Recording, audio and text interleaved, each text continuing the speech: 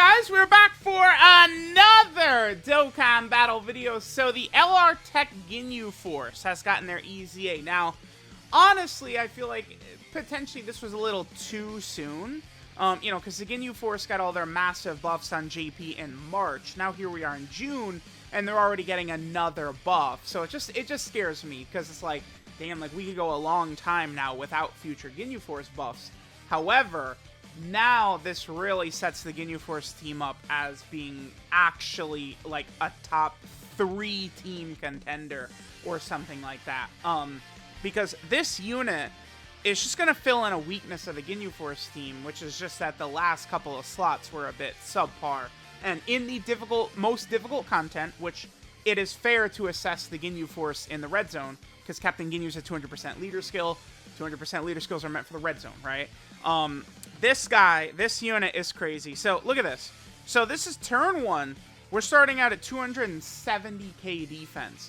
Now, if we look at Ginyu's passive, he's not getting any more defense from his passive. And by the way, I think it's most relevant with this character that we mainly focus on his defensive capabilities, because what this unit's true design is, it's a support, right? This unit gives extreme class category allies 30% attack and defense. What I said, but it's extreme class allies 30% attack and defense.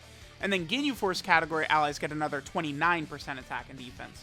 So this unit is supporting Ginyu Force units by 59%, right? So if this is a floating character supporting the rotation for 59%, and then when they super attack, we're going to be close to like 400k-ish defense with one super right here. Because this unit, their super attack effects are very good. Both super attack effects are giving 50% attack and defense to this TEQ LR Ginyu Force. And then on 18 key, there's also an extra little buff where we give extreme class allies 30% attack for the turn. So if a situation would arise, say, I don't know, fighting AGL Broly in the red zone, and we could have this unit, you know, get their super attack off first, right, get the 400k defense, they'd be able to eat Broly's super attack much more effectively, be able to support the rest of the rotation, giving a lot of attack power and stuff like that. And then, you know, what would be the weakness of this character, their links, is not a weakness in conjunction with the rest of the Ginyu Force team. So their links, Ginyu Force, Signature Pose, Gentleman, Respect, Loyalty, More Than Meets the Eye, Legendary Power. More Than Meets the Eye is certainly their weakest link, I would say. Yeah, this is... because this is a dead... even on the Ginyu Force team, this is essentially a dead link, right? Yeah, I don't know why this unit's got this, but everything else will be able to easily activate, including Gentleman with Captain Ginyu, 2-key, 10% defense, and then the big link that all of these, you look at all those Ginyu Force units right there, Loyalty. This is 2-key and 5% damage reduction. So we're talking about LR Ginyu here, you know, in red zone against these tough bosses with damage reduction and 400k-ish defense. And then remember, this is an extreme unit. All of the red zone bosses currently are extreme units, so that makes them able to eat the hits from the red zone bosses even a little bit better. And it's like, you could make the case that the Ginyu Force team is actually now the smoothest victory to all 14 stages, I would say. It's like, if you could just, you know, against like Broly's AoE stage, he's double Whis, like, you're good, right? Like, it's, Broly can't, he's not killing you, alright? This is not happening. So, alright, here we are, turn 1, slot 1. Linked up with Captain Ginyu, we have everything activated except for Legendary Power and More Than Meets the Eye. So we're getting a lot of defense. Let's see. 272k. What happens when we de-link Ginyu? We drop down to 247. Okay, so that's a good amount of defense right there. Remember, some of this defense does include damage reduction. Now, this is a heavily wanked turn for Ginyu right here, the TEQ Ginyu. Because Captain Ginyu is giving 30%, and then remember, Turles is giving 40% attack and defense. Turles is giving the defense because we are fighting a super class enemy, right? Keep that in mind. So this is a heavily wanked turn for TEQ Ginyu. TEQ Ginyu gets his full buffs too. I'm doing a lot of explaining, but you know, forgive me, my bad. I'm excited. This is a good unit. I think this is probably the best free-to-play character in the game. This unit gets another 10% attack and defense per Ginyu Force category ally on the team, up to a maximum of 59%. So what that means is you want 6 Ginyu Force units, which we're able to activate with the friend Ginyu, right? So, you know, we're able to get one sort of, like, float unit. I'm using Turles for this showcase. If you're seriously trying to beat every stage in the game, though, I would probably say swap Turles for AGL Golden Frieza, right? And bam.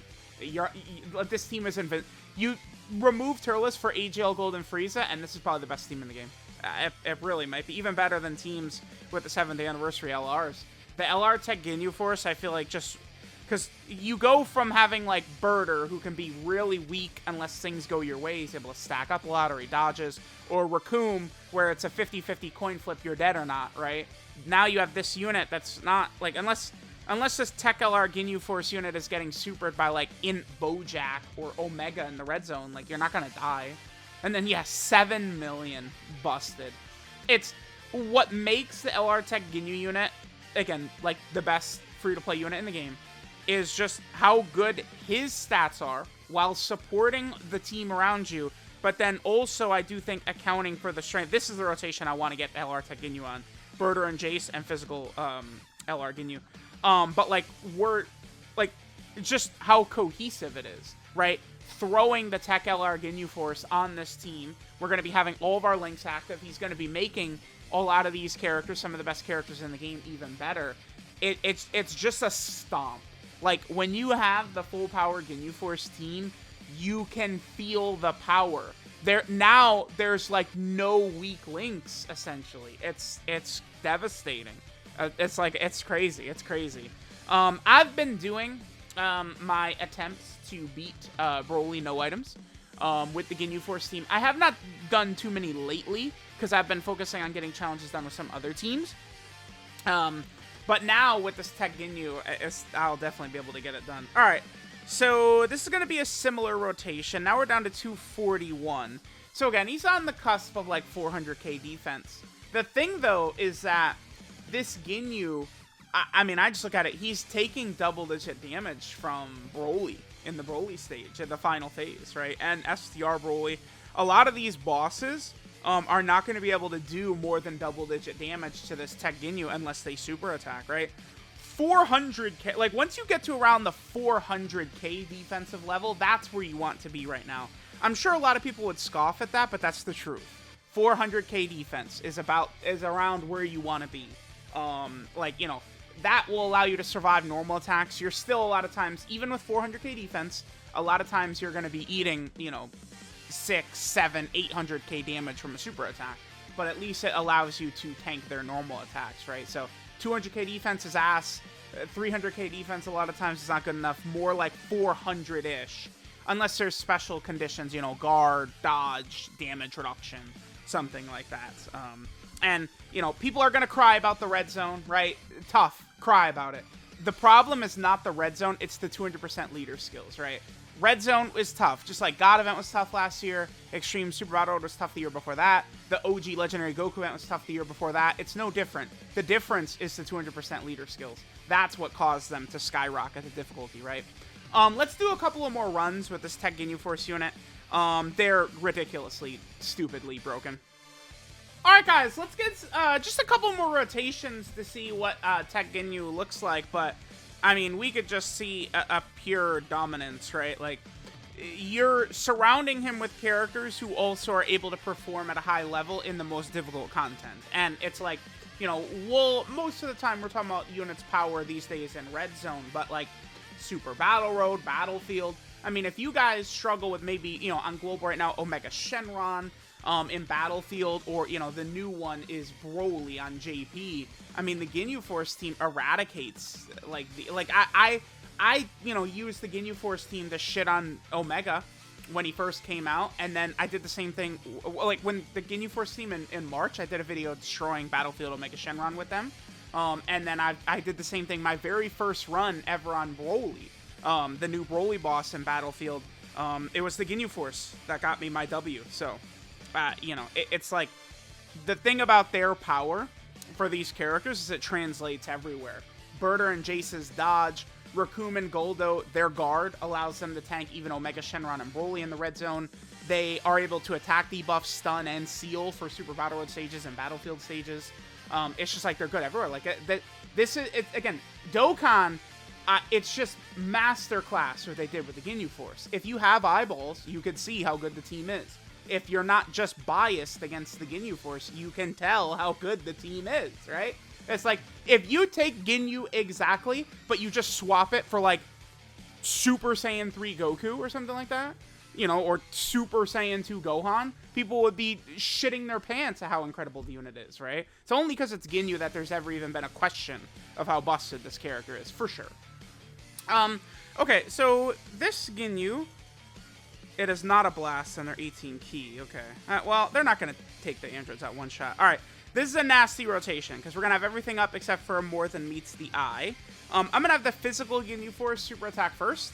That is going to give us a moderate little bit of an attack buff for the physical Ginyu to attack first. Let's see what attacks that we get right here. I mean, I don't really know what else to show. It's like every single one of these turns, we're, you know, touching like around 400k defense. There's that. Actually, they might one-shot these tech androids. But the support, right? Like, yeah, okay. Let me just go into an event. The thing I want to get a rotation of the physical LR Ginyu Force supering first, then the Tech Ginyu Force supering second, and then Birder and Jace. That's the golden rotation. I want to see what the attack set of the LR Tech Ginyu Force is on that rotation. Alright guys, let's just get a couple of more rotations where we see what the LR Tech Ginyu Force is able to do. I'll probably do just straight up videos where we take the units against Broly and Omega, the full Ginyu Force team, and sort of see what we're able to do. I don't think Omega will be too much of an issue. I think it's possible that we could get, you know, locked and sealed in slot 1, turn 1, instantly eradicated. Sure, you know, definitely is possible. But once we get rolling into the Omega fight, we will be fine.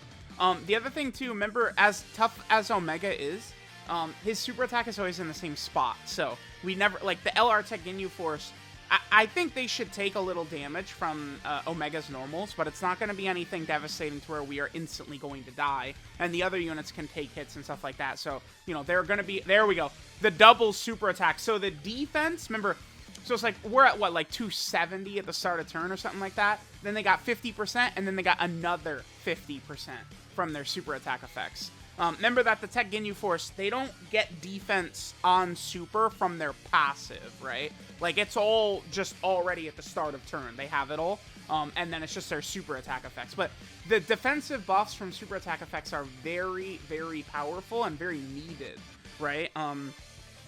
Characters these days that are not giving themselves, like, defense or, like, effects on their super attacks typically are characters that are going to be lagging behind, right? There are some top-tier characters with really bad super attack effects, though, like LR Janemba comes to mind. A really busted character who has terrible super attack effects, but most of the best units now are getting some type of defense. You need it, right? Because it's like, again, these red zone bosses are tagging you a lot of times for over 1 million, so you need to be raising your defense higher and higher. That's why for the Tech Ginyu Force, I actually went pretty much full additional. I could upgrade my equips slightly, right? Like, if we take a look at it here, I have only a level 4 defense right there. And then, I mean, I could upgrade this to a level 5, and then I could put the dodge and defense equip in the gold slot as well. It's just a double super attack is just a killer with this character, right? For sure. Okay. So now we're looking good. We have Birder and Jace. Remember, Birder and Jace are giving 60% support on this rotation. That's why they have the highest defense we've seen so far, 288k. No, don't attack Paragus. Wait, with Birder and Jace, I'm attacking... Well, it doesn't matter. We're fine, we're fine. Just attack Paragus. Damn it. Or attack Broly. No, I mean Broly. Yeah, okay. Yeah. Attack Broly. Broly, who's invincible right here. And then on the next turn, we'll have the physical Ginyu Force super attack first. They give a little bit of a buff. We'll have the 60% buff. 7.32. And next turn, it's even going to be way better because we're going to have legendary power active plus the buff from the physical Ginyu Force. So yeah, they're looking good. I like this unit quite a bit. They did get a debuff right there from Paragus, but I mean, we've already seen what their defensive levels have been. It's not... Their defensive level next turn should be the same, because the physical Ginyu Force, they're supporting for 30% just the same way AGL Ginyu is. Let me just quickly double check that. So we'll do this. So, like, what we want to see next turn is just the TEQ Ginyu's offensive power anyway. Right? The physical Ginyu Force are there at 30% is their buff. Because, yeah, they give the attack and defensive buff to all allies from their, 18-key super attack effect. And then the support buff they give is all allies 3-key and 30% attack and defense, yeah. The only negative I have with this TEQ LR Ginyu Force EZA, I would say, is the fact that they're not... I think... So they give extreme class allies 30% attack and defense. But the Ginyu Force category allies get another 29% attack and defense in addition. I think on the extreme class allies buff, I think they should also give Ki. I think that would have been fine, right? The Ginyu Force team does not need it, right? Like, look at the starting rotation. But it's like, if we're going to, throw this unit on, like Terrifying Conquer or something like that, it certainly would be a little bit more helpful if they would do that. Okay. So remember, our defense was just lowered by Paragus, so pay no mind to that. We have 6 out of 7 activated. Oh, no, we don't have Gentleman up on this turn. This unit doesn't have Gentleman. Okay, that's fine. Gentleman is key in defense. Regardless, we're going to do a lot more damage on this turn, so that'll be good to see. I don't know. I don't know what else to say about this unit, right? Like, it's like, you should be able to see, like, all these turns where they're above 400k, supporting for 59% on the whole rotation, right? Like, they're going to be able to hang in there. They're linking well with their team. 8.37 right there. Like, they're nasty, dude. This is good. This is what, like, support units need to look like. Touching over 400k defense, right? Like, so, like, this celebration's been pretty good. I think the ROF Blues are pretty good. I think Jacko is really good. He's limited, but he's still really good. Now, this LR TEQ GINYU Force EZA is super good.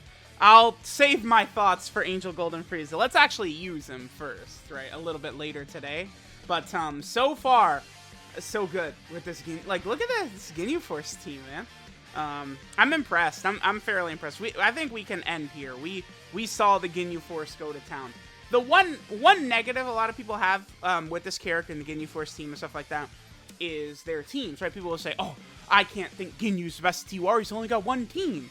Well, guess what? So do most units in the game right now. With the 200% leader skills being introduced and, events now scaling to that after 200%, you are not running 130% leads anymore. You're not doing that. So most of these top tier characters are limited in teams you would actually run them on anyway, right? And at the very least, the Ginyu team is so powerful, and it is 6 teams, right? Planet Namek Saga, Ginyu Force, Dragon Ball Seekers, Terrifying Conquerors, Special Pose, Space Traveling Warriors.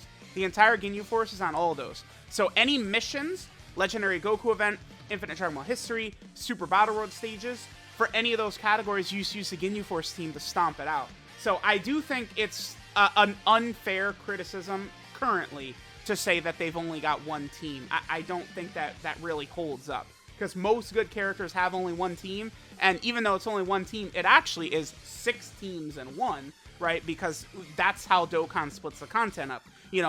Beat the legendary Vegeta event with a full Special Pose team or something like that. That mission now would be a joke with the Ginyu Force team, right? Because you would just run the full Ginyu Force team.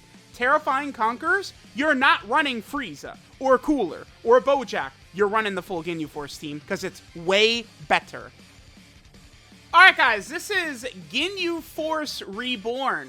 Ginyu Goku Ginyu Force. Leader skills Ginyu Force category key 4 and 130% of stats. Maybe that would be relevant in like an easy area or something like that in the future. Or, maybe like a prime battle of like unit you'd grind up or something like that. The 12 key super attack is the Milky Cannon, which greatly raises attack and defense for 1 turn and does colossal damage to the enemy. Again, that's very effective. 50% defense on every super attack is really good, because then the 18 key super attack, Special Fighting Assault, greatly raising attack and defense by 50% for 1 turn, mega colossal damage, and then raising extreme class allies attack by 30% for 1 turn. So this unit eats off of additionals very, very hard. Passive skill, Malevolent Magnificence, gives them 3 key and 59% attack and defense at the start of turn. then another 10% attack and defense up to a max of 59% per Ginyu Force category ally in the team. Again, that's not an issue because running the full Ginyu Force team is leagues better than any Frieza build, Bojack, Turles, Cooler. All of those characters have aged a lot compared to the new Ginyu Force units, modern power units, right? It is very important that you guys understand this, right? Until they drop up, you know, new, like, Frieza or Cooler or Turles, like, you have to... The thing with these Ginyu Force units is it's not one character that they drop, or one free-to-play unit. They drop the best TUR, the best 2 free-to-play units, the best banner unit, and then another, like, top 5 banner unit contender at the same time, essentially. That's why... So, it's like you have all this, like, you know, modern meta, like, power, but it's all combined together. So you're just shit-stomping the entire game. Any of these Ginyu Force conditions are not bad, because that full Ginyu Force lineup is shitting on anything outside of, like, what would actually be better than the full Ginyu Force team? Like, if you're running, like, a full fusion lineup, right? Like, you could have, like, 800k HP, like, full fusion LRs led by, like, LR Super Saiyan 4 Gogeta, like, an 800k HP team, and you'd have, like, Int Vegito able to fuse and heal, and LR Tech Gogeta able to fuse and heal, right? Like, something like that. You know, is definitely potentially better than the full Ginyu Force team, but, like, that's it. Like, that's what... The Ginyu Force is competing with, like, LR Super Saiyan 4 Gogeta's team, and the LR, you know, God's team from the Broly movie. That sounds insane, but it is true. So, again, 10% attack and defense per Ginyu Force category ally in the team. Then they give Extreme Class allies 30% attack and defense. And then Ginyu Force category allies get an additional 29% attack and defense. So they're supporting Ginyu Force units by 59%. Outstanding. Link set is Ginyu Force, Signature Pose, Gentleman, Respect, Loyalty, More Than Meets the Eye, and Legendary Power. If you just look at the link set, it's bad, right? Like, these are not really great. But, again, on the full Ginyu Force team... Basically, every single turn, you'll have 5 out of 7 activated. So, it's like, yeah, traditionally, their link set is bad, but not on their team. Masterclass designed by Dokkan to make this a full team. They need to do a better job of doing this for other characters, right? Like, you could get away with some of these Saiyans, right? Like, not needing it, but, I mean, I don't, like, you know, Majin Vegeta should have gotten more help, right? I mean, it's a little difficult for me to say that with Cell. Cell could have gotten another Cell character. They did give him his EZA, and he got a lot of the, you know, powerful android units came out at the end of last year anyway, right? But, like, this is such a good way to build these teams, make it a legitimate team, right? By just dropping so much help for it. That's so very cohesive, right? These units work so well together. So it's very, very nice. 12 key multiplier, 150% as a free-to-play unit. That's pretty good. Okay, wow. And then 24 key multiplier, 200%. In terms of EZAs, Super 17, AGL Super 17, this unit would be good on.